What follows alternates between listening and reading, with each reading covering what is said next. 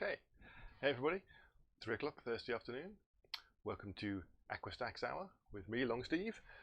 So, it's been an interesting week. I've totally forgotten what I've been doing, so I started to have a look at where I was, and I discovered that I remembered, shall we say, that I got something wrong last week to do with the anchor points of these blocks.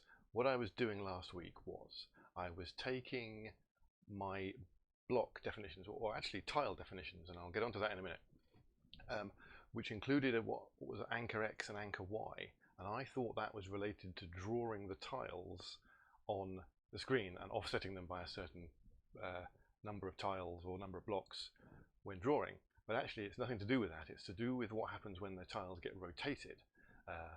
So what I'm going to do is go into that a little bit more detail, show you how I fixed up what I did last week and where we got to, and then carry on. And I'm going to get tile rotation in this week. So one of the things I'm just mentioned several times in the last couple of sentences is tiles and blocks, and I need to get my terminology right. I need to remember what the right terminology and things is, and from what I can remember, tiles are static definitions of blocks. So what I've done in my script file here, you can see this is an old script file from my original game. I've defined a set of tiles, and these tiles have a bit pattern in them which describes how those blocks, or how those tiles look in terms of triangles in a grid, with a top left and a bottom right triangle. If I go back to my block code, here we are, here are the triangles, type 1, 2, 3 and 4. Type 1, 2, 3 and 4. So what happens is, if you define something in the tile that's a 4, then that type 4 triangle gets drawn in that position in the grid. From, let's see, was it bottom left to top right? I think it was draw bottom left to top right. Oh, hi, Cocos2d-JS, good to see you again this week. How you doing? It's been an interesting week, isn't it? I was just going over what I did at the end of last week, which was got all my tiles drawing, but I was getting a bit confused with the anchor X and Y values that my original script file for the tiles had.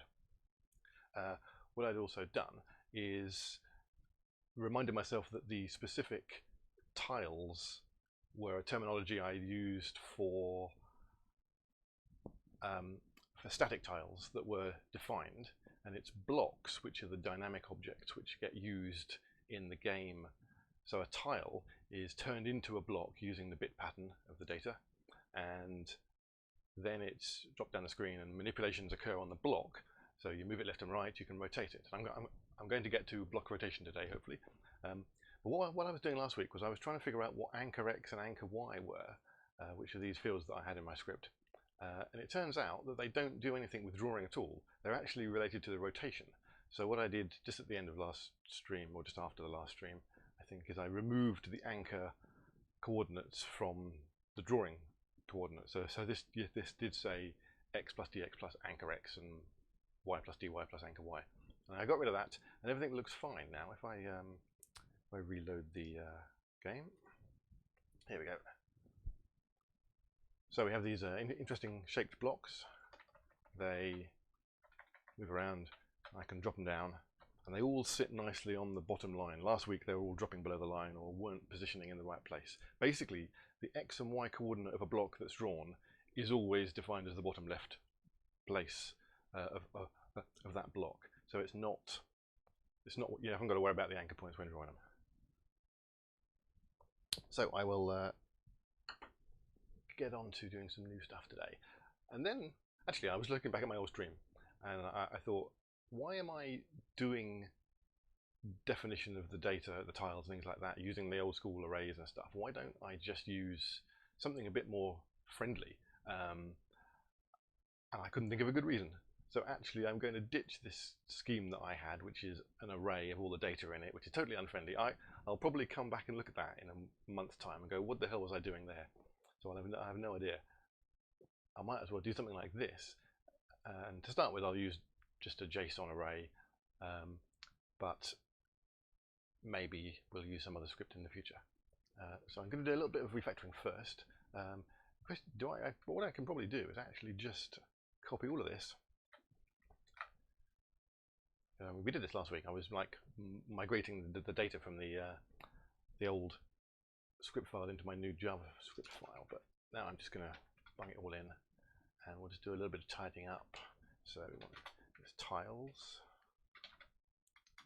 and I guess I'll have an array of them, and each one's going to be an object, and it's going to have an ID, and then these different fields. See, I wonder if I can do a macro that will automatically do all this for me. One of the good things about Slick Edit is you can record all your keystrokes, and it will magically remember them and replay them. So if I do macro record, so what I want is that.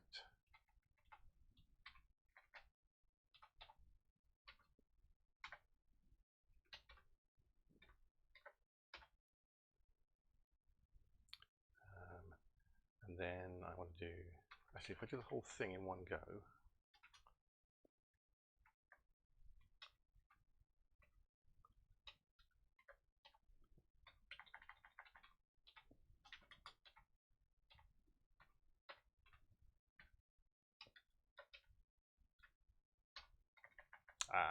well, this might still work. I just thought of a horrible thing that might occur, but it should be okay, because it's going to be exactly the same for every line in this script.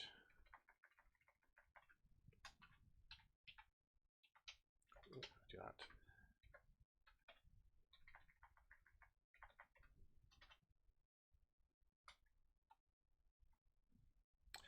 Yeah, let's do that.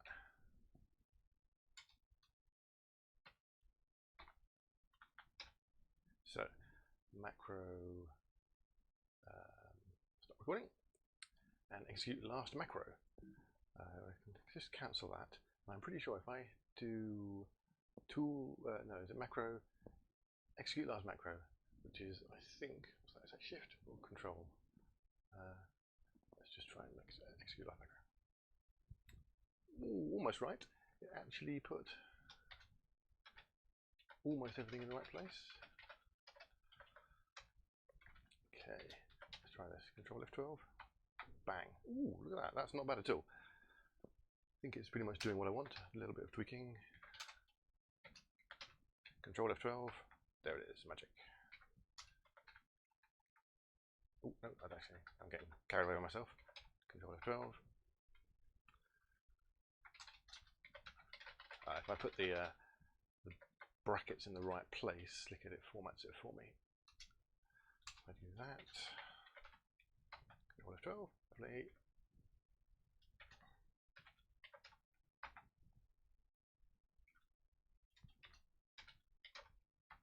There we are, they're all in. Right, let's close up that. Now, flags, I guess I'm not going to need those. The colours, I think I had to change them into hashes, didn't I, here? So let's just do that.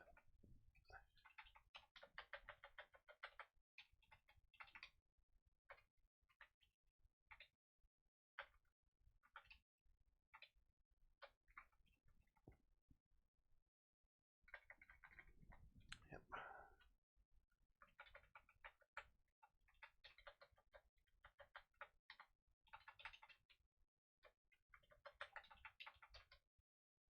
There we are, right. Hello, Stefan91, good to see you. Nice icon, by the way. Right, so now we don't need any of this stuff. Do I call that tile data? I might do actually. Tile data. We'll probably put this into somewhere a bit higher level fairly soon.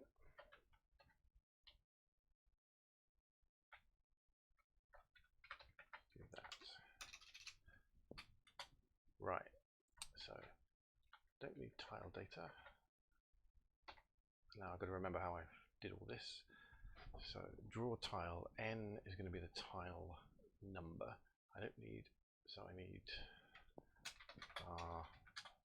tile data. It's just, is it going to be n? Did I number it? Yes, it's 0 onwards, right? grid size. We've got td.gridsize. So I can do td.gridsize.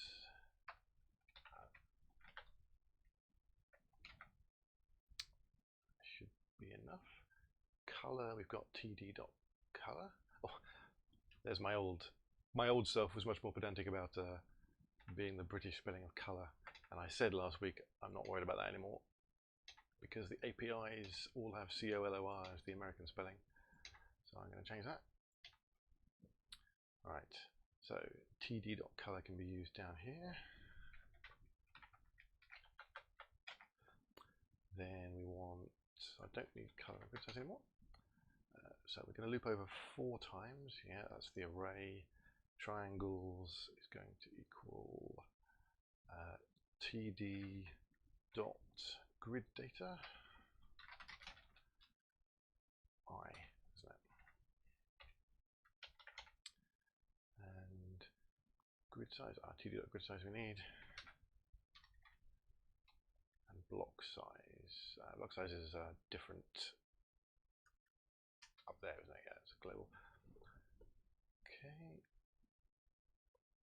Let's just see if that works.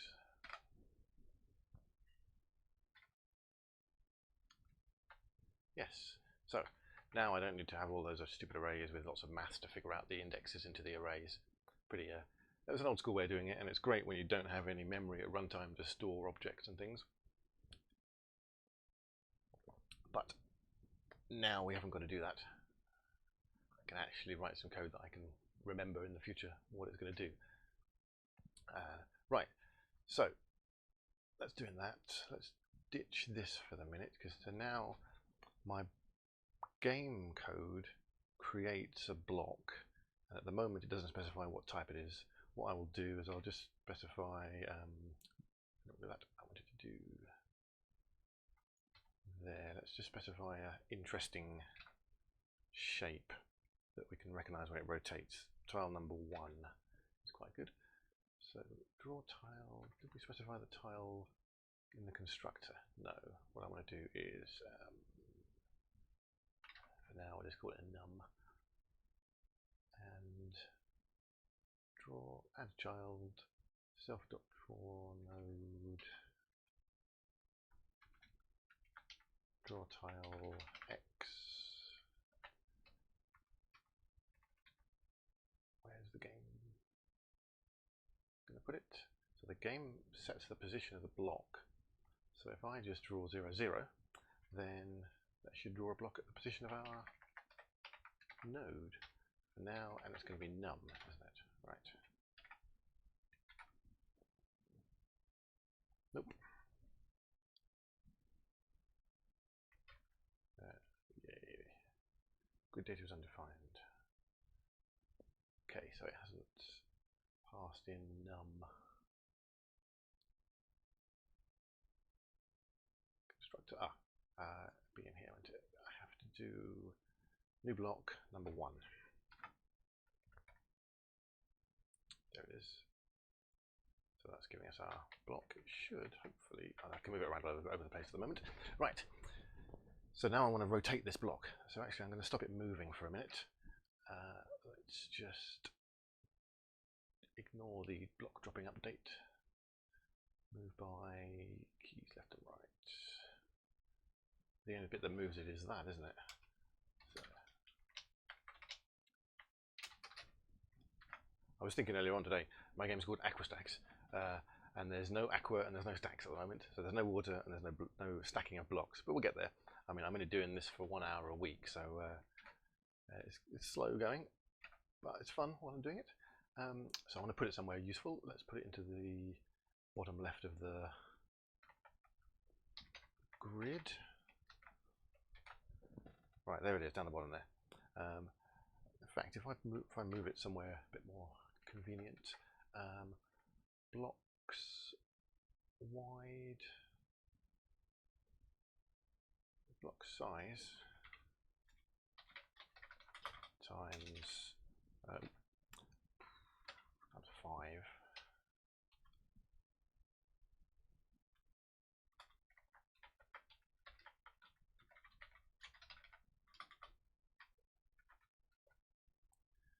sticks it sort of in the middle a bit more off the bottom of the screen. Right, so now I want to rotate it. So what I did for rotation, so the original game, it loaded in these tiles which were defined like this, and it stores them as a tile structure within the runtime code. And then at runtime, when you want to create a new block, it uses the tile and it makes a block from the tile, the block being an actual data structure that then moves around the screen and draws. So what it also did was it pre-rotated those tiles around the 3 extra positions it needs to, so that it can draw them quickly rotated at a particular angle. And if I'm looking to rotate tiles, let's see if I can find oh, there we go, rotate tile. What it did was it did a bit of looping over the grid size, and it basically swapped the nibbles of data which define the triangles, so the 3 and the 1, or the 4 and the 1 down here somewhere, or 4 and 0 and 1 and 3, and then stored those in the tile data. So the tile defined the base pattern, which is this, the shape you can see there, and then it defined the additional 3 rotations by rotating them through this function. So I'm going to take this function, put it into my new code, and then store the rotated tile data. Then whenever we hit the left or right, no, it's the up key to rotate, then it can swap the drawing nodes. Right, so let's just, might as well just take direct rotate tile. Welcome, good to see you. And we'll put it into block. So now we've got draw tile. I'm going to add another one in here.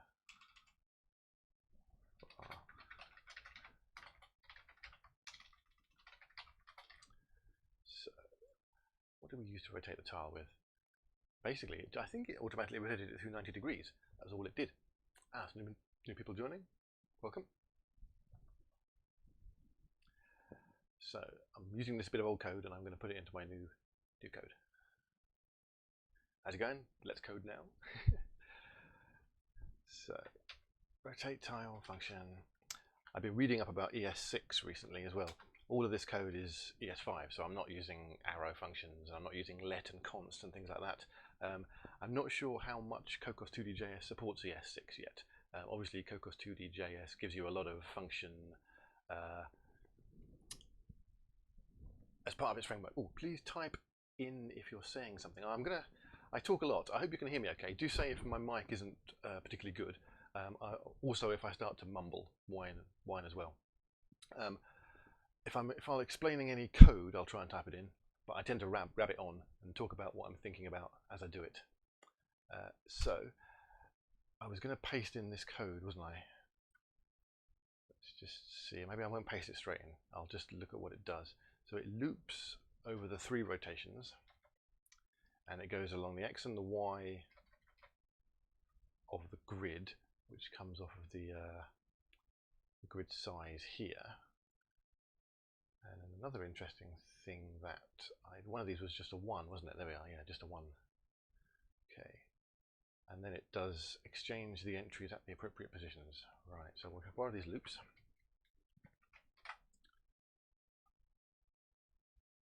So rotate tile. Do I need to pass in? I might as well pass in a tile number as well. Grid data, what I can do is I can get the rotated data and then we'll see what happens. I'll store it somewhere. So,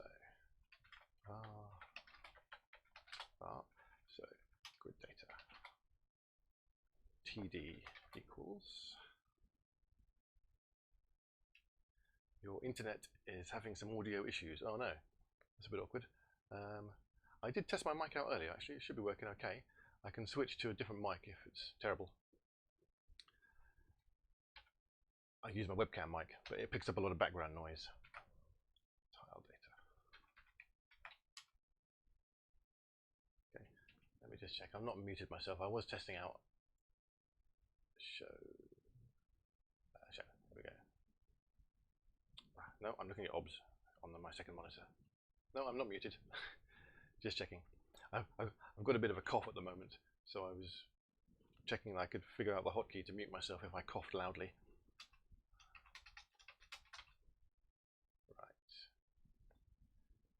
So we've got I and J, X and Y. I'll stick those in there as well.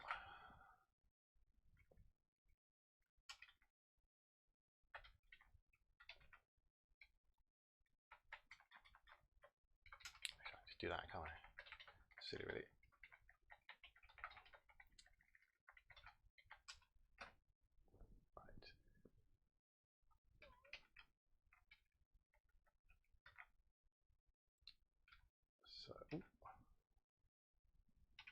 So I equals X times grid size, so that's going to be td.gridSize. Grid size. Welcome. Lots of td.gridSize is going on. So this is rot grid offset. What does that mean? So rot grid offset. This is because everything was stored in an array of integers. I use these offsets for putting things into the array. Let's just ignore that for now. So rot grid offset. What I actually want to do is I want to just put something into my tile data, don't I, really? So what I will call it is tile data dot rot grid, and then rot grid is going to be the grid data for each rotation. So it's either going to be a two-dimensional array or it's going to be, I might as well just do something cheap for now, rot grid plus G, that'll do. And that's going to equal an array, isn't it? So rot grid, I know what we can do. So we create that there, and then in here we do rot grid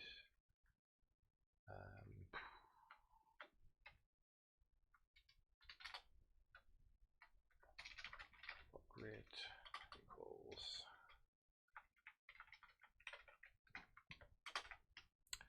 that, and at the end what I'll do is I will stick it into the variable as rot grid, stick it into the array. So this is just going to be rot grid, and it's going to be I. What's I? Tile grid offset. That's going to be rot grid G. So it's going to go through.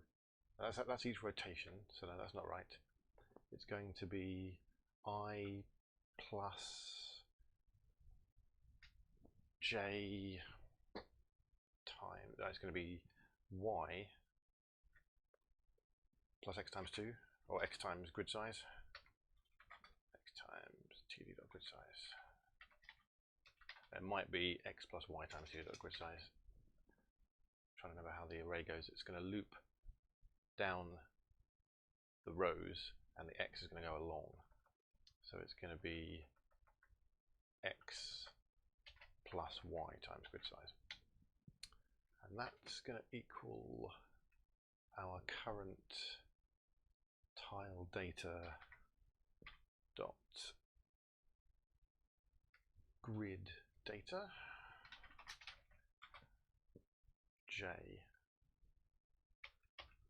Oh no, we are using I. We're actually working it out. We're doing X and grid size. Yeah, okay. So I'm working out the positions. That's what those. So it is I and J that I just need to stick in there. So rot grid I equals. So that's going to be the copying of the data from the right place after a 90-degree rotation. Then what does the code do? It then actually rotates it. Now it rotates each grid square triangle piece, and what that means is it's because they're numbered 0, 1, 2 and 3, and the rotations are actually defined in that order up here, so it's like one way and then it shifts around. You can just add 1 to the tile number, and if it overflows, set it to 1. Right, so that's what this does. Does it for each nibble within the data. So down here,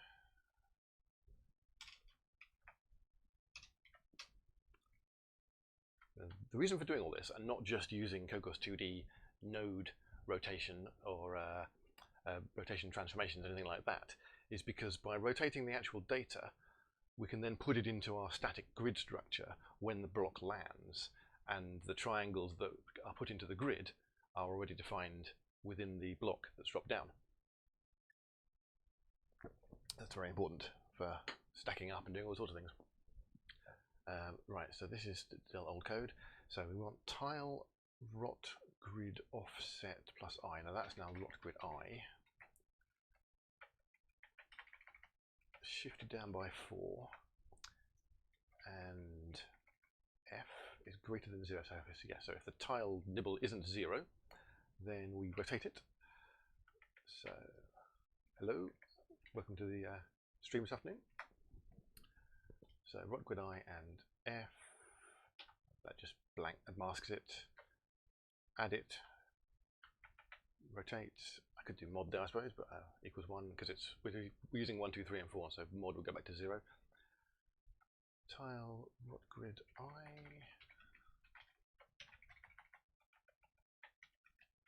equals that, and that.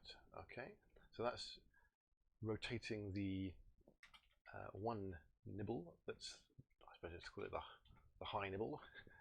And now we want to rotate the low nibble, so we don't need the shift operator. We just use rot grid I.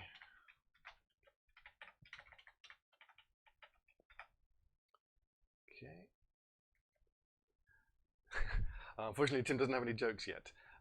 He's a very basic bot. I haven't coded many more things in. You can ask him to tell you how many lines of code I've written. If I save, it'll change. And I think you can reach me. If you type in !rate, it will put up some fireworks on the screen. You also get fireworks if you follow me as well. My plan is to have some funky lighting effects in here as well that you can change by talking to Tim. But I haven't got those yet. I've got some components, but I haven't actually got the code written to do it yet. So where was I? Offset I. There. I should put some jokes in actually, or use. I found the old Unix fortune file and stick that into Tim, so he can blather around about some fortunes. So that looks like it ought to do something useful. And then we're storing rot grid in there. Right. So what happens? What did I do before?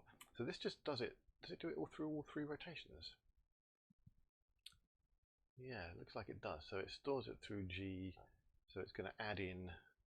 It's going to add in some fields. It's going to do grid data. Then it's going to do rot grid 0, 1, and 2. I think, yeah. Let's give that a try. So rotate tile. So what we want to do is draw tile. We'll just call rotate tile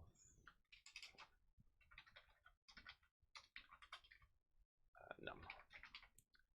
And if I stick a breakpoint in here, let's see what happens. Oh, it's already crashed, so I've no doubt got some code wrong somewhere.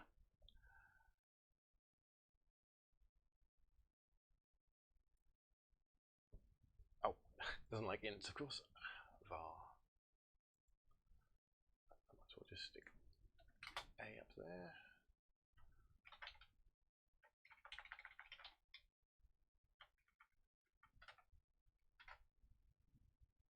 Okay, so let's just see what's inside our data structure at this point after rotate tile. Reload. Ooh, bit of wind kicking off here in the UK. It's getting a bit noisy outside. Right, I want to look at tile data. There it is. Number 1. Yes, so I've got my rot grid 0, 1, and 2 in there, and they've got some rotated data. Let's see. They all look the same. What did I miss on that? So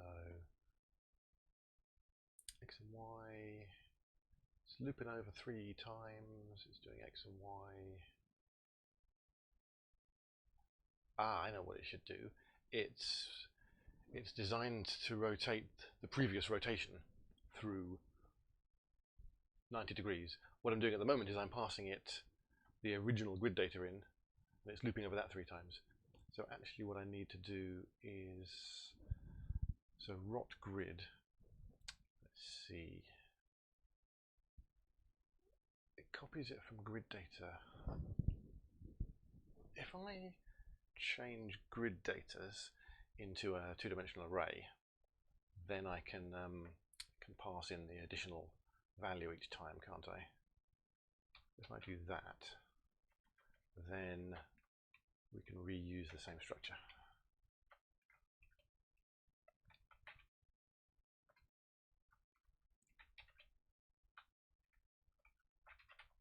I have a feeling that Tim is a bit of a boss at the moment as well. He's welcoming everybody, but a simple welcome would probably suffice.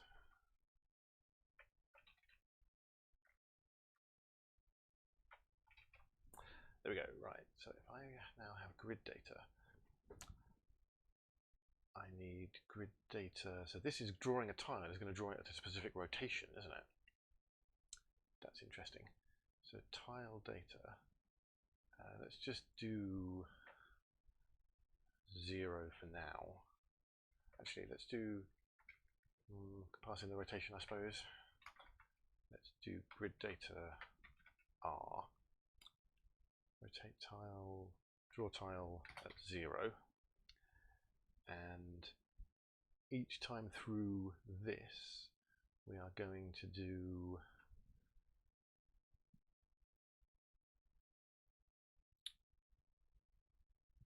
let's see, we're going to copy grid data.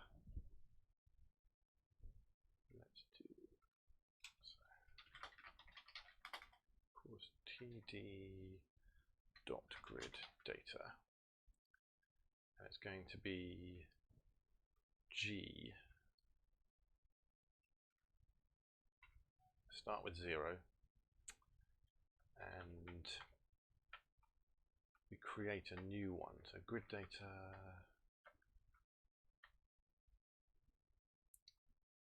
and down the bottom here we're going to do TD grid data, and it's going to be G plus 1. I'm kind of thinking on my feet here, and that's going to be the new rot grid array, isn't it? The rotated grid array. Right. Rot grid is blank. This fills in rot grid by pulling data from grid data J. Is it J? No, it's going to be grid data G, isn't it? Oh no, grid data J is the position in the grid data. Yeah, I'm getting multi-dimensional arrays are getting me confused. But let's just see what happens if we run this. Oh, unexpected. What's going on there? Oh, it's JS Hind whinging about not having brackets around that. Also, the old formatting is a bit different than I use these days.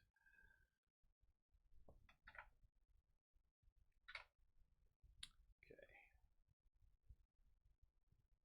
So now we're looking at the draw tile data. Here we are. So grid data. So that's our first array. 349,049. Is that what it should be? It's number 1. 349,049, yes, that's right. Ooh. The next one, 043434. The next one, 51,051,01. So that looks a bit better. That looks like it's that 0 is shifting position each time. The 0 is the empty cell in the grid for this particular tile, and that's shifting around the grid squares. So that might be doing what I wanted to do. We won't see anything yet, but oh, it's a bit messed up there. Anyway, let's go back and see what we can do to fix that. So we're drawing tile 1. The rotation 0 should always actually not change, shouldn't it? Draw tile of 0.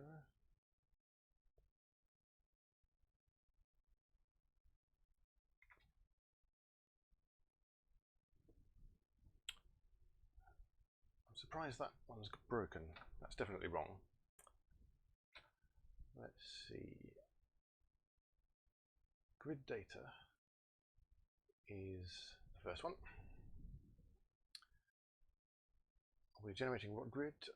Hi, ID, with a big number after your name. So, anybody here from last week? Yeah, Seeker07, you've come back for a second week. Much appreciated. I'm not sure.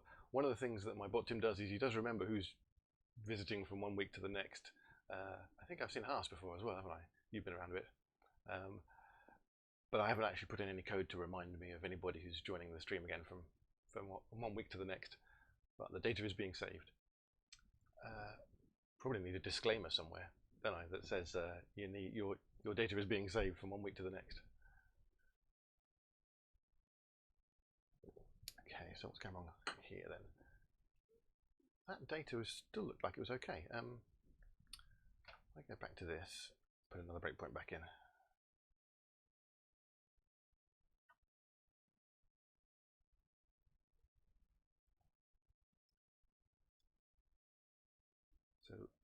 So we're only drawing tile number 1, yeah, num1, and the grid data, the first entry in it is 349,049,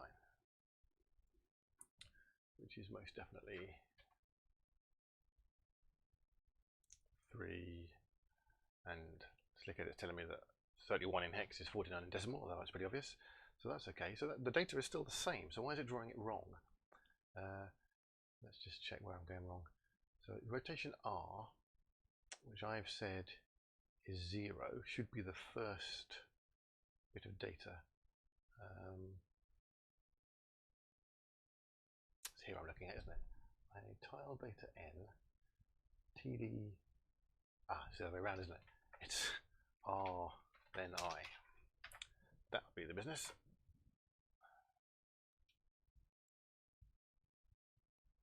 There it is, right. So there's our block that's not rotated.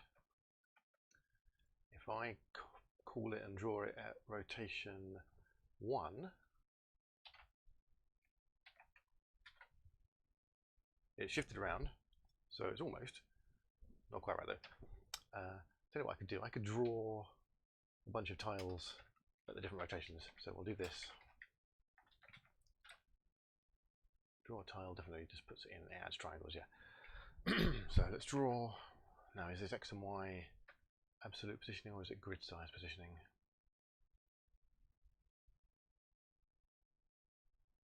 I think it's pixel positioning, isn't it? So if I do block size,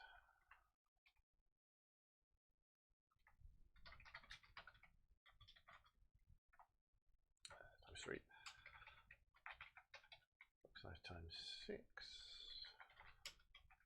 block size times 9, 0, 1, 2, and 3. Oh, 2 and 3. Okay, so the blank space is moving around correctly. First of all, it's in the bottom left, then it's in the top left, then it's in the top right, then it's in the bottom right. So the rotation of the blank square is working out right, but the other bit's not quite right yet. Let's also draw this in a slightly different place. Let's go back to block size, just slightly off the left, right. It looks like also the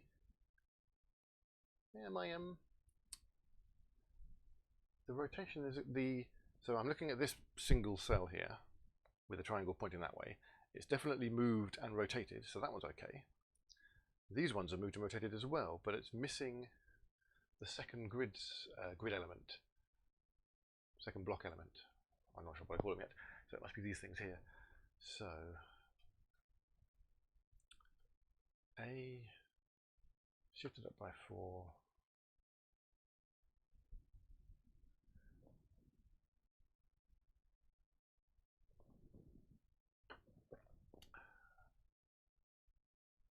Yeah, so out of interest, what's... Oh, I keep doing that.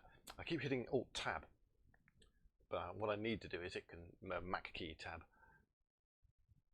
Mac key tab. Right, let's go back to the debugger. I just want to check what the value of...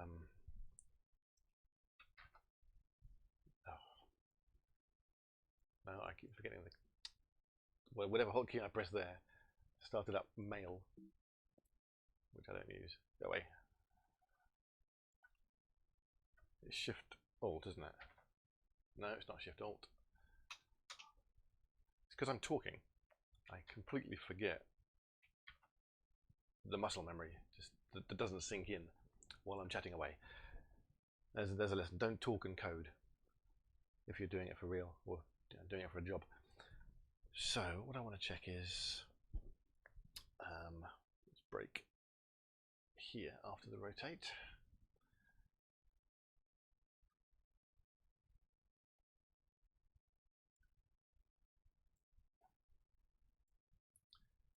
Now 49, which is 31, is our, and actually since it's a 31, it's a square, it doesn't really matter that it's drawn. Yeah, that's interesting actually. If it's rotating those numbers, why is it? Surely there should be a fast path or something that says if it's a 31 solid square, just put 31 in the next rotated cell around, because actually you don't need to rotate the squares. Although even if it did, it shouldn't matter because it should have two triangles that are rotated as well. It's obviously missing something. So the rotation is 34. So what is 34? Where am I going?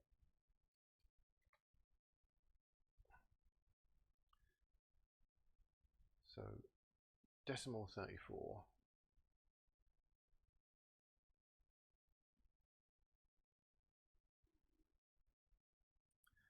Anyone know what decimal 34 in hex is before I get the calculator out? I should know this. Let's find the calculator. Oh, there he is.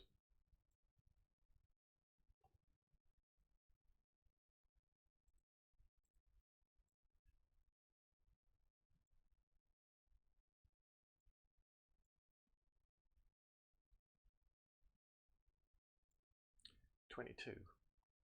So that's going to give, yeah, so that's giving me two triangles of type 2, which is two like that. But they, of course, they're overlaid on each other, so you don't see them. So why is it giving me 2 of 22? Oh well, let's see. So it's shifting, it's doing if rod grid I shifted down by 4 and f is greater than 0, it's it's not shifting it down by 4. Why is it not doing that? Did I just delete something when I copied and pasted it? I did, didn't I? Look at that. It should be shifting it down by 4, but it's not. I don't know what happened there. I must have been just deleting some brackets or something, or reformatting the brackets, because I like a bit more space in things these days, like that. That'll be what I was doing. Okay.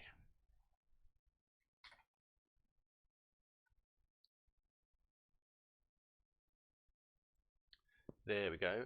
There's our tile, nicely rotated through the 4 different directions. Excellent. Now, what I discovered the other week was that the offset, or sorry, the anchor X and anchor Y, they're to do with moving the tile subtly after you've rotated it, so it appears to be in the same place or rotates around the center. So let's just see if we've got this right for our other grid, our other tiles. Let's draw tile number 1. Where are we? New block, or tile 0. I'm going to get confused with blocks and tiles. There it is. So this one, the reason for the anchor point is if you hit the down key and rotate that tile, you don't want it to shift around. It needs to kind of rotate around its own center. So after each rotation, it needs to be offset by a particular anchor point, and that's what the anchor point does. I'll get the rotating code in a moment, and we'll see if this anchor point works. I don't need to view them all, but I might just see if the little tiny one works. The last block, which is number 6. No, not that one. Number 7.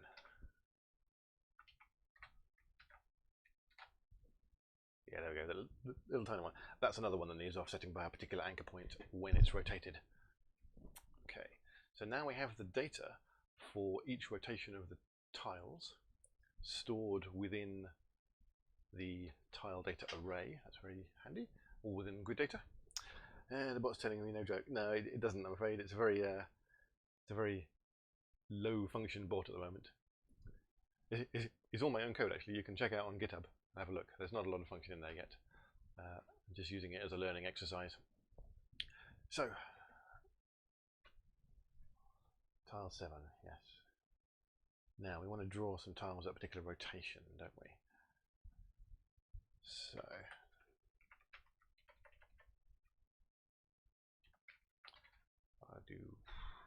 what I'm going to do is I'm going to change that function name to pre-rotate tile, because that's effectively what it's doing. And now let's go back to the game and put the movement back in, or at least, yeah.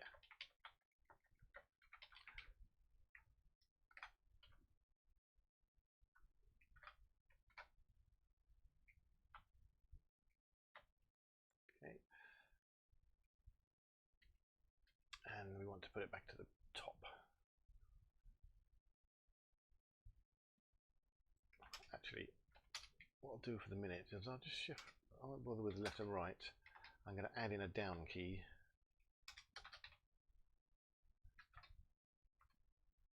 And we want block at position block size. What did we do before here? It's block size times blocks, well, it's W divided by 2, isn't it?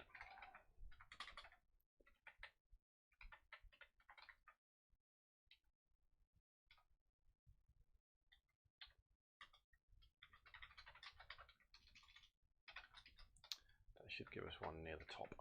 Actually, no, I'm going to do block size times 12. Hopefully that's somewhere near the middle center. Yeah, there it is. Stop it moving. Move block by. Fast drop.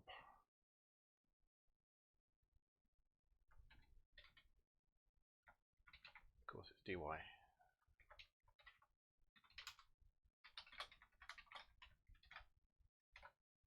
There it is, right, it's not moving.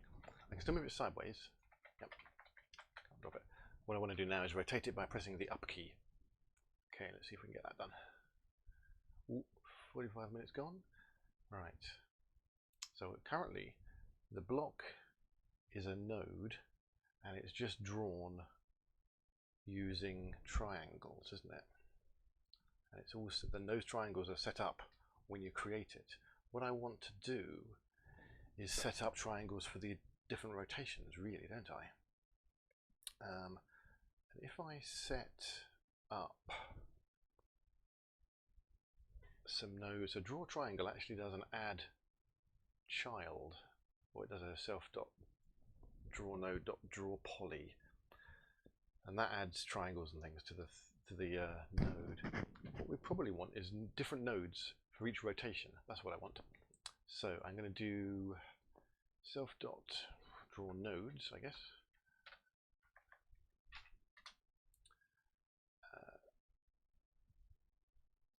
Let's draw a triangle with the node.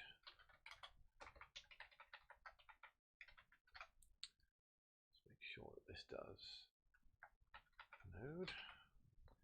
Then I want to illuminance. Easy name to remember that one, or easy name to read. Trying to read out people's names is terrible. I saw somebody streaming the other day who had a voice synthesizer, and people were getting announced as they joined the stream using the voice synthesizer, which is quite an interesting thing to do. It was getting a bit tripped up on some interesting usernames though. Taking quite a lot. It would have taken a long time to read out ID 3929502125 as well, I think. Anyway, so I want to draw tile multiple times to install different nodes. So let's go. Actually, I'm getting confused. All this code is rather badly structured as well. We'll do a bit of reformatting or restructuring at some point. So self.draw nodes.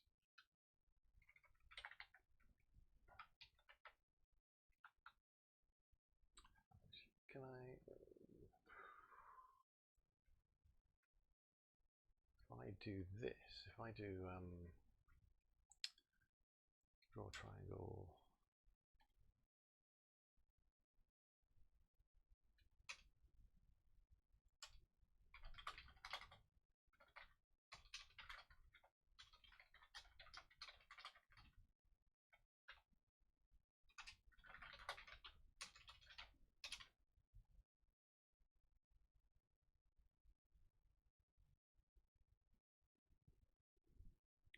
so we pre-rotate all the tiles, then we want to create draw nodes for each rotation. So draw tile 0, 0.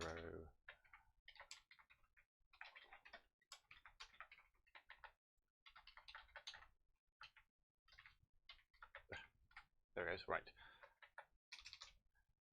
Okay, so then I suppose we can hide them all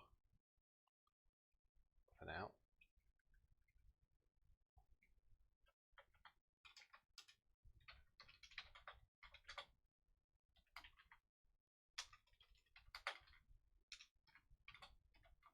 I could use for each, but I'm so used to using for loops. Just do it this way.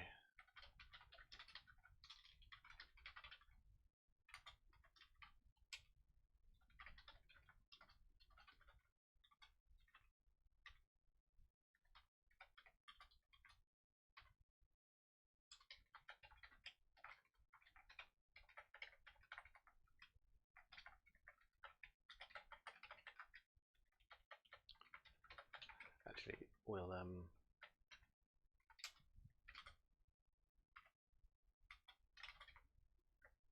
of course that's N. So we'll leave the first one unhidden. See if this is going to work. Nope. I've done the same key again.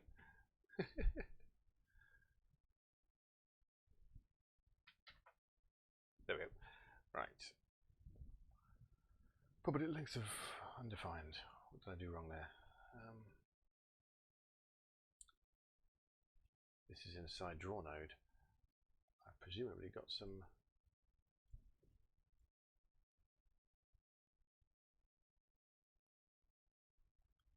Draw tile's not returning. It's draw triangle, isn't it? What I need to do is node.draw poly. Let's do that. Draw tile. Here we go. Here's where I want the node. So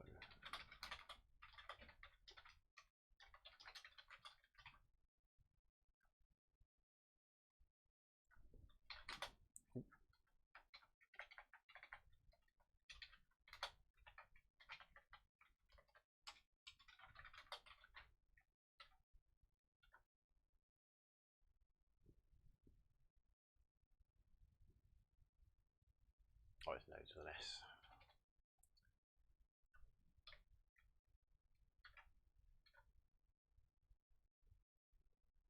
Not a function. It's probably set visible false.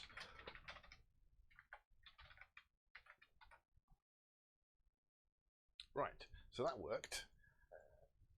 Now let's store the rotation in the node.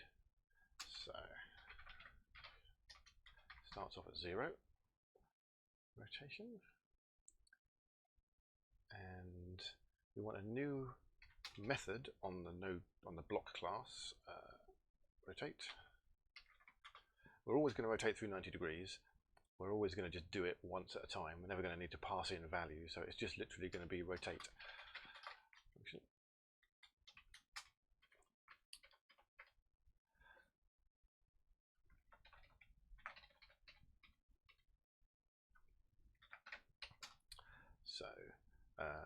self.rotation plus plus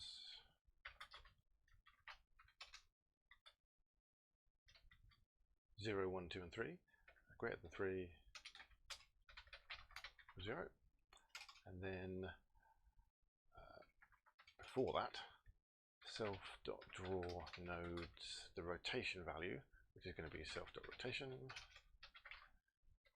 dot set visible false. No, set visible true. We're hiding the previous rotation, incrementing the rotation value, and then we're going to unhide the next rotation. So in game, I can do, if keys pressed up,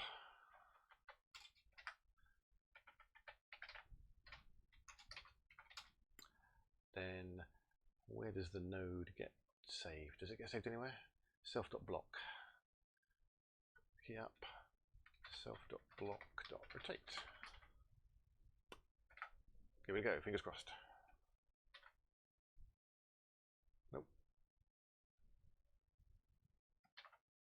Oh man, I keep pressing the wrong hotkey combination.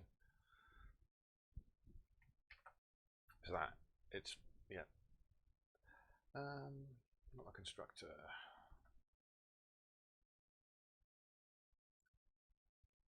Yeah. Ooh. Set rotation. What's that going? Where's that coming from? Did I block rotate? Is rotate already part of a? I wonder if rotation is already part of a part of the class. The node probably has rotation as a property already on it. I'm going to just call it let's call it rot for now then.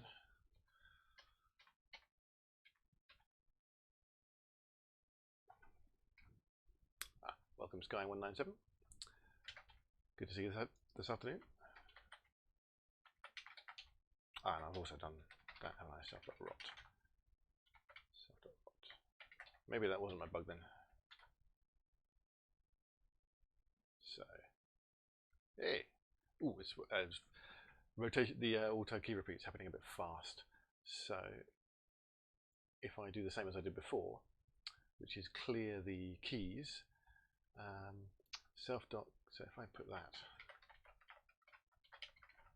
up here, and then do self.keys pressed cc.key.up equals false, this will just rely on the keyboard repeat rate. If I'm hold down the up key, oh, still doing it. It's much the left and right isn't quite as quick. Why is that not doing it? If self.keys pressed cc.key.up self.block.rotate, and then clear, of course, if I just do it in there, that's it. So it's not moving it.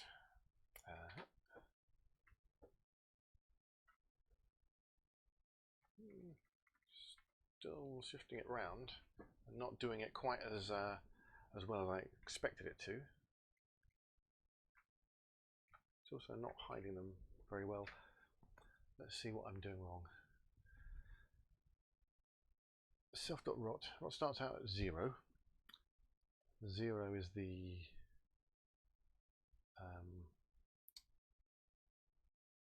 yes, n is greater than 0. So the first one is set visible, and it's the other way around, isn't it? I've got to set visible false, then set the new one visible. There we go. Excellent. And it's rotating around. So that one's rotating around the center. This is where we've got to take into account the anchor pointing. Okay. So I can move the block around and I can rotate it. Excellent. If I wanted to do something clever, I could also use those nodes and transition between them. But when you're using a block dropping game, you want the reaction to be pretty fast. You don't want to wait for an animation to occur while you're rotating or shifting a block around. Right, so let's just try a different block for fun. Let's go for block number 1. Or block 0.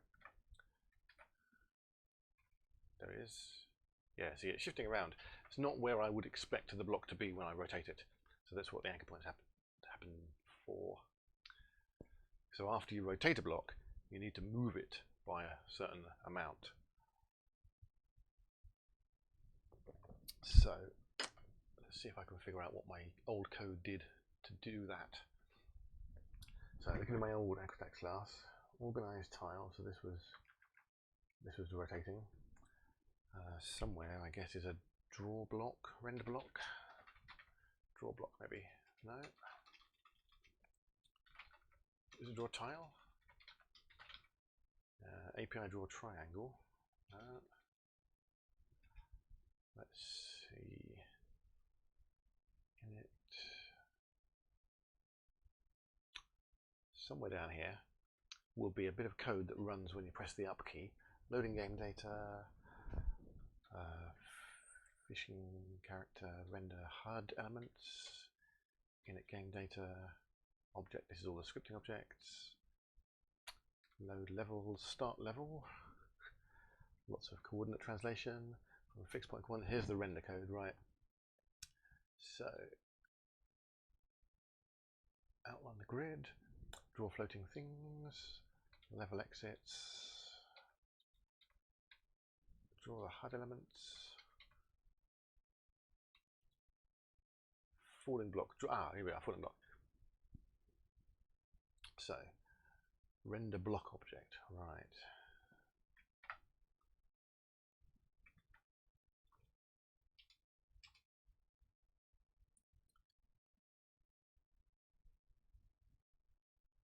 So it's not quite what I want. I want the actual.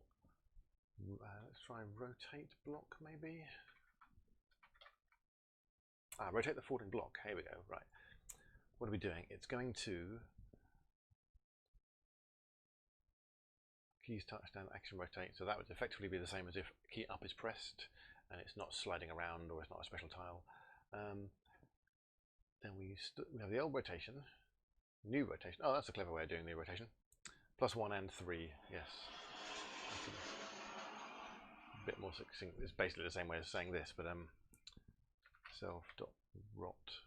Actually, I might borrow the old naming conventions. Old rotation.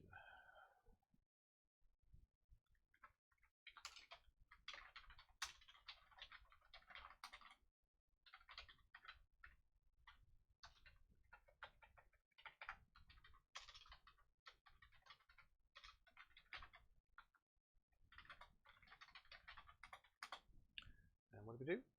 We did old rotation +1 and 3.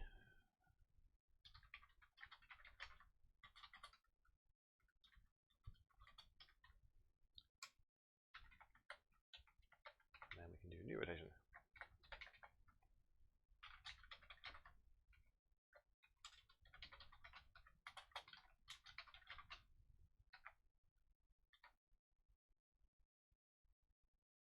Nope, got that wrong.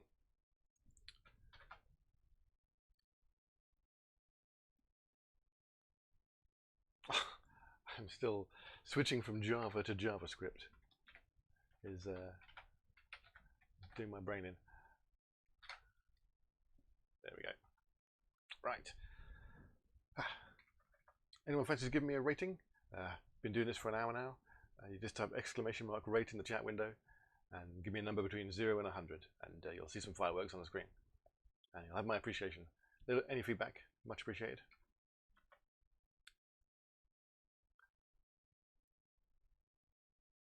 So I was looking at what happens when we rotate a block. So now, this is actually a bit of general code. The blocks could be any large amount of array could be a block, and it was pretty. It could rotate arbitrary sized blocks. So what do we do? Get the grid size. This sets the anchor point for the current rotation. So this is where we're checking the anchor point value. This gets the anchor point for the new rotation, which is 90 degrees more than the old rotation. Okay, right. Tile anchor XY. That must have been something that's where was that? used then? So the anchor point changes after it's been rotated. Of course, so up here, my static definition for an anchor X and Y moves as the block's rotated. Fine, that complicates things. So this little function works out a different rotation for each, a different anchor point for each rotation. So it stores it in an array, okay. Or it actually returns it. We might need to do that. So let's borrow this function.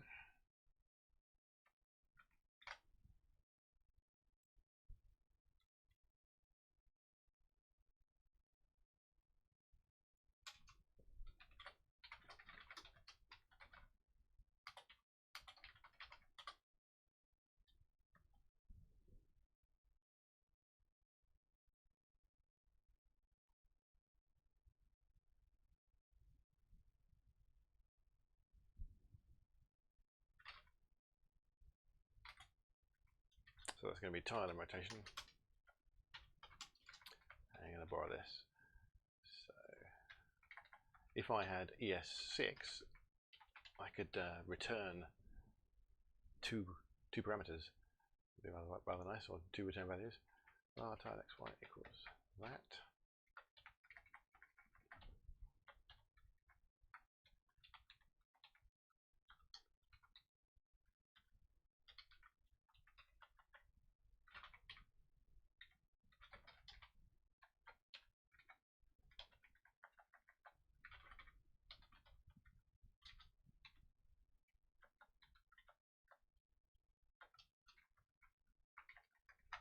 So what's this doing? It's rotating, it's looping around tile. Is tile grid size correct? Yes.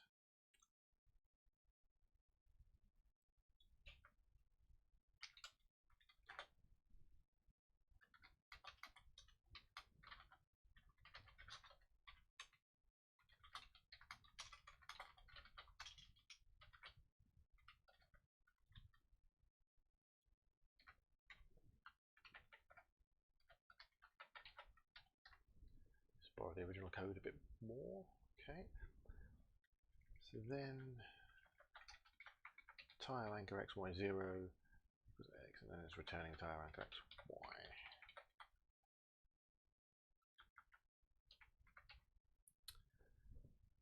Right, that might be useful. So where did I go before? It was rotate. That wasn't rotate tile, was it? It was.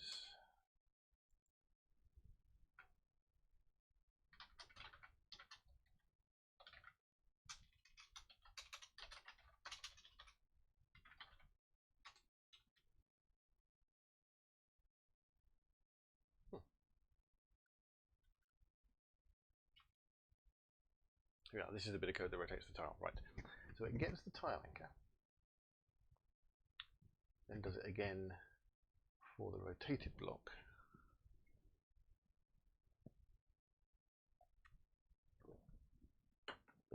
And then it works out the difference in position, and then it shifts its x and y by that. Okay, so this is going to have to move the node around somehow. So let's to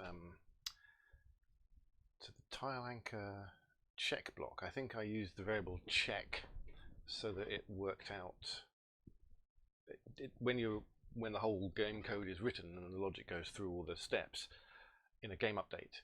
It checks whether you can move the tile left and right and rotate it, because if you can't do it because there are other things in its way, it'll stop you from doing it. So there's lots of use of variables called check underscore. So it runs a lot of the logic once in a kind of a check mode, and then if it all works out and your action is allowable, it will then run it again, or apply the values that got worked out, like movement and rotation. Yeah, here we go. It's checking with collision, for example, and test block collision and stuff. And if it all works out, so if you rotate a block, but the rotation would have caused it to collide with something that's already part of the stack, then it fails, so you can't rotate and so on. All of that will get added a lot later. For the moment, let's just see how we can use get tile anchor. So I've put this function here but I actually kind of want to use it down here, don't I? Because I want to rotate, and the tile data is also interesting. It's all local to my constructor. This is where the refactoring needs to come in now, so I can actually work this code out properly. Have a sip of tea first.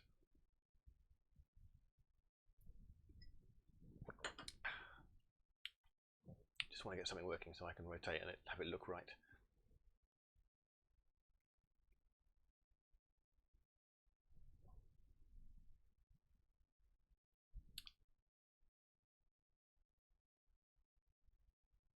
I could work out those anchors for each rotation, couldn't I?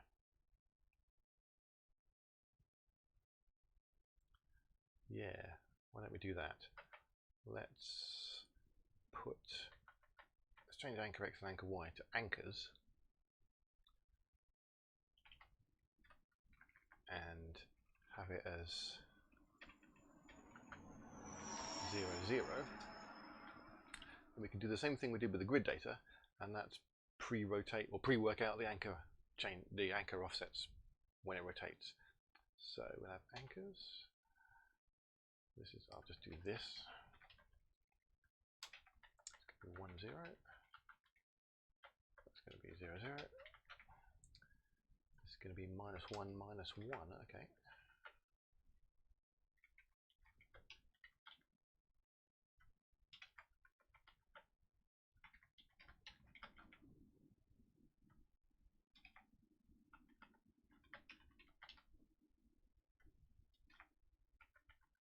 I could of course use points, couldn't I? I'm using entries. Why don't I use cc.points? That'll probably make life a bit easier. I've gone down this road now though.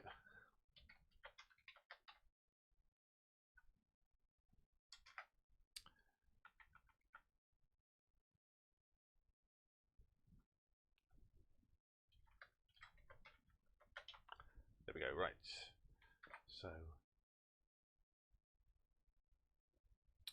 this is get tile, let's call it get tile anchors. We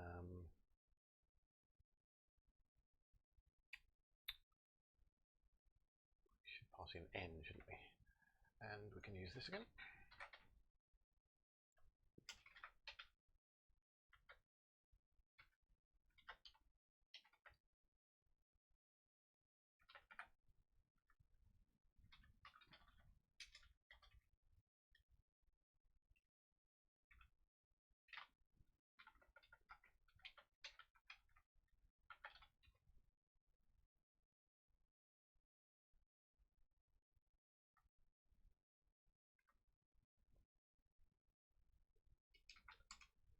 So we want to put the value back into the td.anchors array at position r, I think, equals.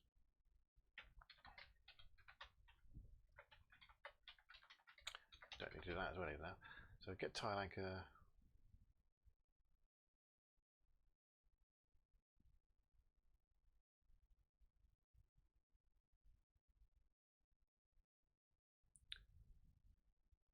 That pre-rotates it all 4 times. We kind of want to do another loop.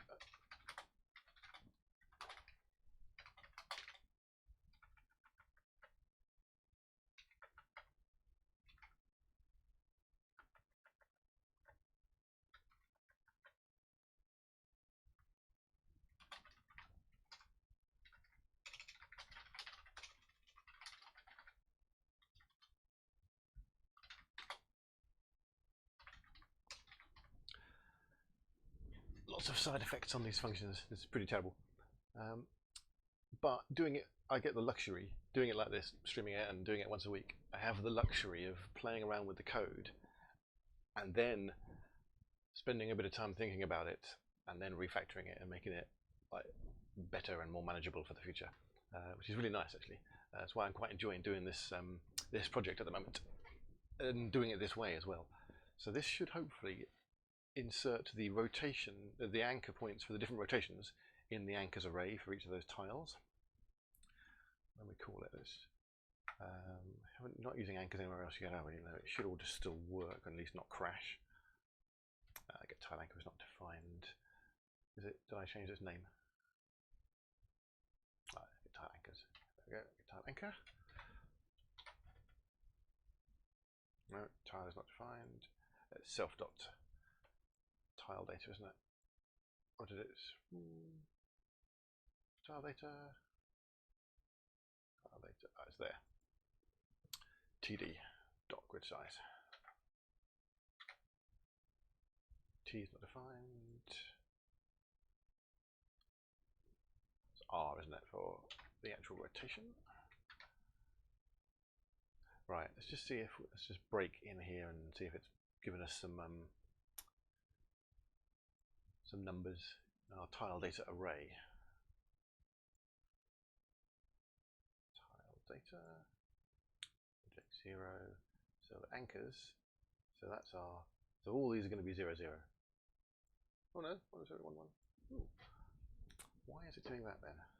I would expect an anchor point of 0, 0 when rotated to be 0, 0 all over the place.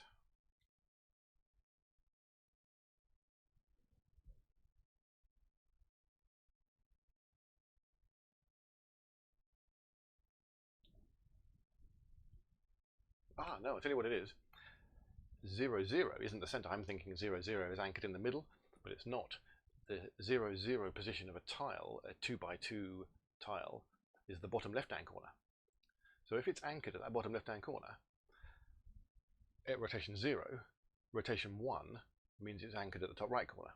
That's right, and rotation 2 will mean anchored at the, sorry, top left corner. And rotation 2 rotated, start again. I'm getting excited. So 0, 0, bottom left for no rotation. The first rotation around, 0, 0 gets moved to the top left, then it's moved to the top right, then the bottom right. That's it. So my actual array 0, 0, 1, 0, 1, 1, 0, 1. Is it going around the other way? 1, maybe it is, maybe it's 1, 0. But either way, I'm sure the numbers will work out if it's the same as it used to be. You know, if the old code worked, and I know it did because the game got released, then it's probably going to be the right numbers. So we're almost there. So now, we've got these anchors. When we draw this block rotated, we need to offset its position by the anchor point times by the block size, I expect, because the anchors are going to be in blocks. So what happens is, after a rotation, we need to change the position of that node. Now we're going to have to change the position of all the nodes. No, we can change the position of the block itself. So it's self. Right. So let's do a self dot x. Let's do dx. Dx equals. I'm assuming self.x is going to work. X will be a property of the node. Self.x plus the, let's get the anchor x is going to equal, this is where we need the tiles to be available within the function. Let's just cheat for now. Let's just do self.tiledata equal tile data. Store it in the self object so we can get it. So self, and do we know what tile number we are? Actually, got to store that as well, haven't we? Num 0. Let's make sure we remember that as well. Here we'll live now. Self.num equals num. And I suppose for good measure, self.rot equals 0 because we're going to start at 0 rotation. So anchor x is self.tiledata self.num dot anchors.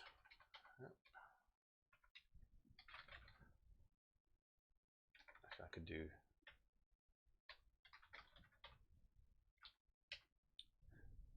no point in being consistent. I might as well use dot notation and string indexing as I like it. Self anchors, and then it's going to be 0, isn't it? No, it's going to be rotation. So it's going to be new rotation. Are they anchors, new rotation? Are they multi-dimensional arrays? They are.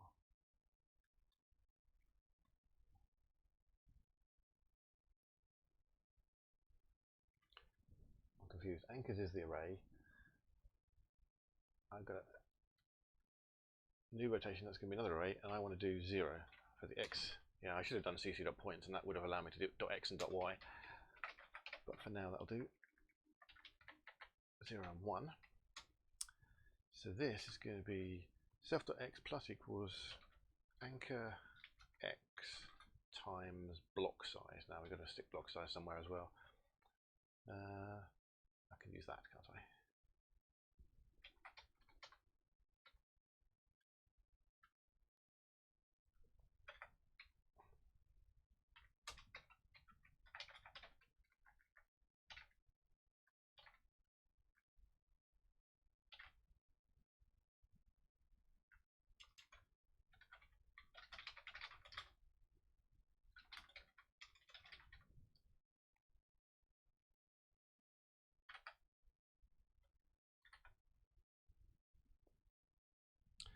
Okay, fingers crossed.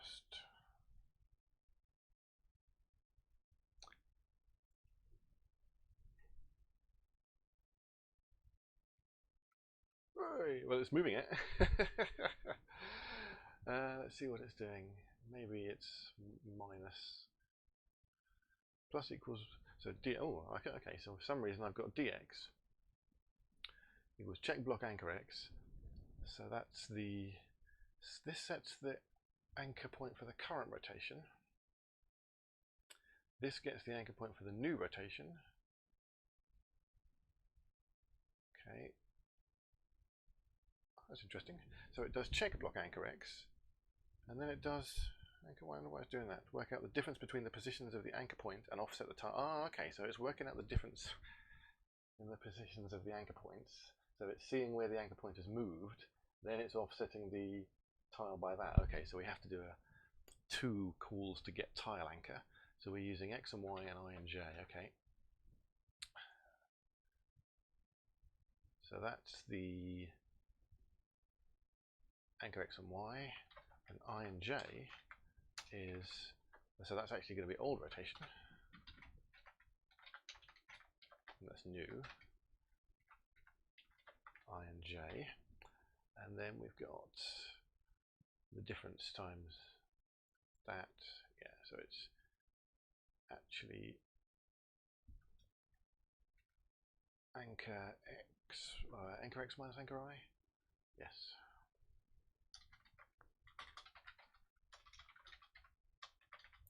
I should draw myself a nice diagram to remind myself how all this works.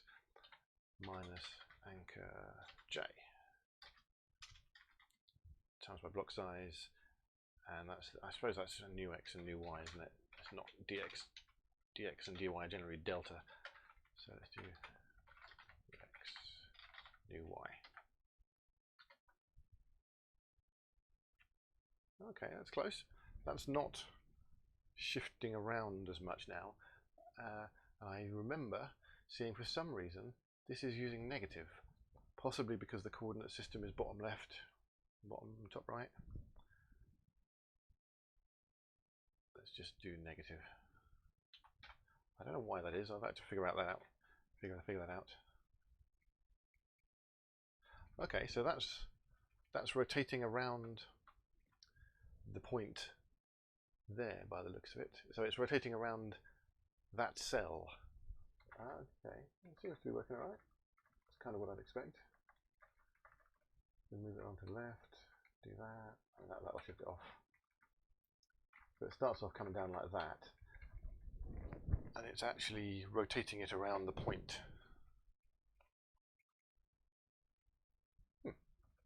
Seems to be pretty reasonable. Oh, thanks very much for the follow. Let's code now. Much appreciated.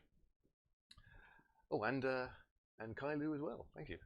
Another follower slightly earlier. I missed the little flashing symbol that comes up. I was so focused on the code. Awesome. Let's try a few other those. Let's try a few different blocks. And oh wow, I've had an hour and 25 minutes. That's a really good time to finish, actually. I just wanted to see another couple of different blocks to see if they work. So block number 1. In fact, I could probably draw them all again. So this should rotate around its center point. I'd expect it to. Oh no, it's shifting around, and I'd have thought that would rotate around the center point.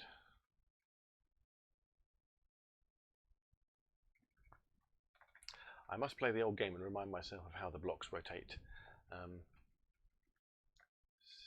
We obviously worked out that this was a better way of doing it.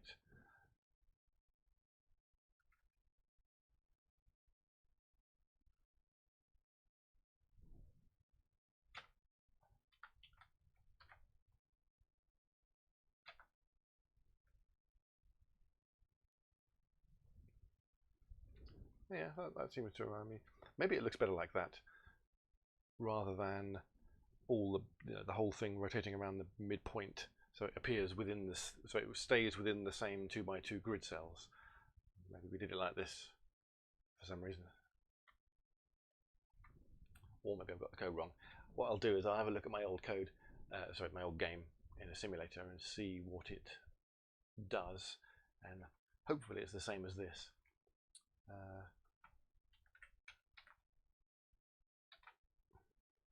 Oh yeah. Oh, no, that's interesting. So this one shouldn't do that. Right, a bit of bug fixing for next week. This was the interesting one. This has only got a little tiny block with one cell in it. Yeah, and it's -1, -1. I wonder why that. Let's just double check that's the same. Here it is, not one by itself. The anchor is definitely -1, -1. Unless -1, -1 means, yeah, -1 means don't use any anchor. So actually I've got to put in down here, let's see, if anchor x, don't do any of this. So if -1, we don't bother doing any of this. So, oh, that's shifting around. What did I miss?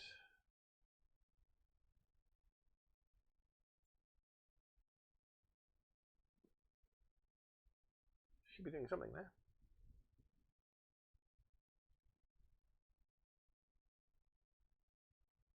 Definitely does not equal -1. Oh, did I put equals -1 or not equals -1?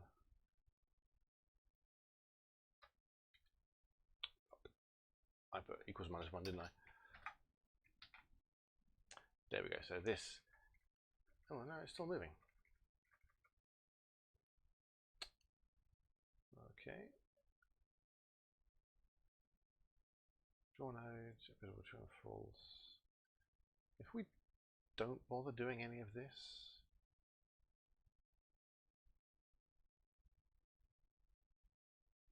at all, what happens? Yeah, so that's just rotating around. So why is that? If anchor x, self.tile data, anchors old rotation 0 and 1. Ah, I wonder if the get tile anchor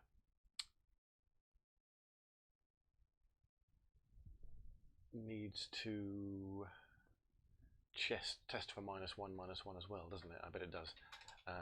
If AX does not equal -1, then we do all this. That's confusing. Right, now it's just rotating on the spot.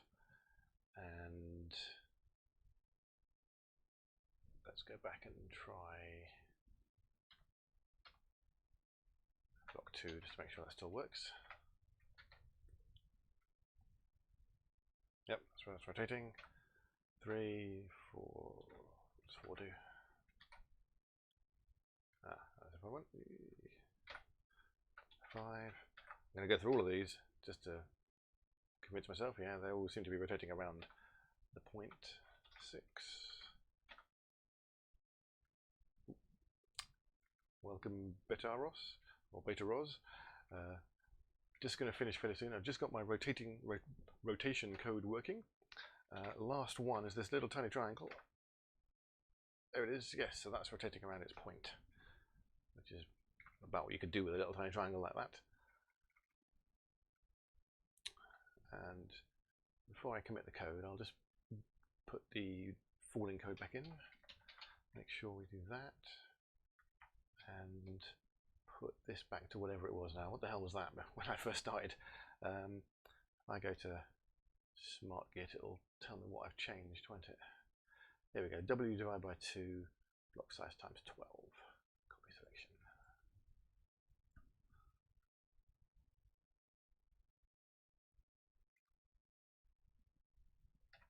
No, that's what it is now.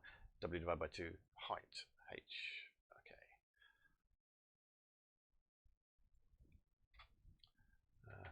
Let's go back to block 0. There it is, moving down. Hopefully we can rotate it. Yep, rotation, and drop it. Now if I do that, yeah, it lands on its point. Now the old game, when the blocks land on their points like that, they can actually smash blocks that are underneath them, which is quite cool. Took a lot of working out that. There's a lot of code that works out clusters of coloured blocks at the same colour. Because another thing the old game did is blocks that are the same colour, when they land on top of each other, fuse together into a larger block. And when you smash that with a pointy block, then the whole lot smashes. Then the whole stack collapses underneath you. So there's lots of clustering and collapsing and moving and sliding. Also, the code will slide one block over another. So if you have a diagonal slope that you've made up using pointy blocks, and your block lands on it, it slides down the slope. So there's all sorts of interesting, fun code to still write and remind myself of. Debug when I get it wrong. Oh yeah, this is quite good. This is beginning to feel like my old code. Oh, look at that! It actually sinks down as well because of the anchor points. Keep it anchored on the bottom. It should now stop and then a new block appear, but because it's still within controllable code, I can actually move it around to this good old L-shaped block. Excellent. Right, that's pretty good actually. I'm quite pleased with that. I've managed to actually achieve what I wanted to do. It's taken me an hour and a half to do it, and the code is still rather unfriendly in terms of its structure. I've got lots of block code and other things, but I have at least cleaned up this tile data. No more stupid arrays with offsets like +1 and +2 and +3 to loop over. What I can do is I can put this in a standard place. Then I can refactor some of these functions into methods that are just called on constructor time. And maybe put some comments in as well. Might do a bit of that off stream. Right, no one's given me a rating today. At least I haven't seen any rating come up. If I just type in !rate, what does it say? Nobody's submitted a rating. Well, I need some more incentives to submit some rating. What I think I'll get Tim to do is remember who's rated me, or remember how long people have been watching the stream for. Seeker07, you've been here all day again today. Thanks very much, or at least all hour and a half. Much appreciated. Oh, someone's given me a rating, 75. Fantastic, thank you very much. That's not 100%, but better than 0. Much appreciated. Right, I'm going to commit this to GitHub actually now. I might as well do it while I've got Smart Git open, and then we'll call it a day. So, commit block rotation now implemented. Ooh, welcome Rexim, cool icon. Block rotation implemented. That's pretty much about it, wasn't it? I did a bit of refactoring of the data as well, but it's not too important. Right, let's bring back obs. Thanks very much for hanging around today, much appreciated. Hope you at least had a relaxing afternoon, and I will see you same time again next week. Live Coding TV's schedule page keeps thinking I'm going to stream at 2 o'clock when it's actually 3 o'clock, so I keep changing it. I think their servers probably stored some time value for my regular schedule, and then when the UK changed back to to normal time. We're back on GMT now, not British Summer Time. They haven't been able to update their internal data, so I keep changing it. So it's 3 o'clock every Thursday afternoon. I'd like to do more, but I just haven't got the time. But at least I'm slowly making progress. I almost have something that looks a bit like a block dropping game now. Awesome. When's the next broadcast? Yes, so next week, 3 o'clock UK time. Been pretty regularly for the last couple of months now. I've been really enjoying it. I hope you have too, and I will see you again soon. Thanks, everybody. I'll probably hang around in the chat for a little bit longer as well while I tidy things up. So if you've got any more questions, feel free to ask. Please do.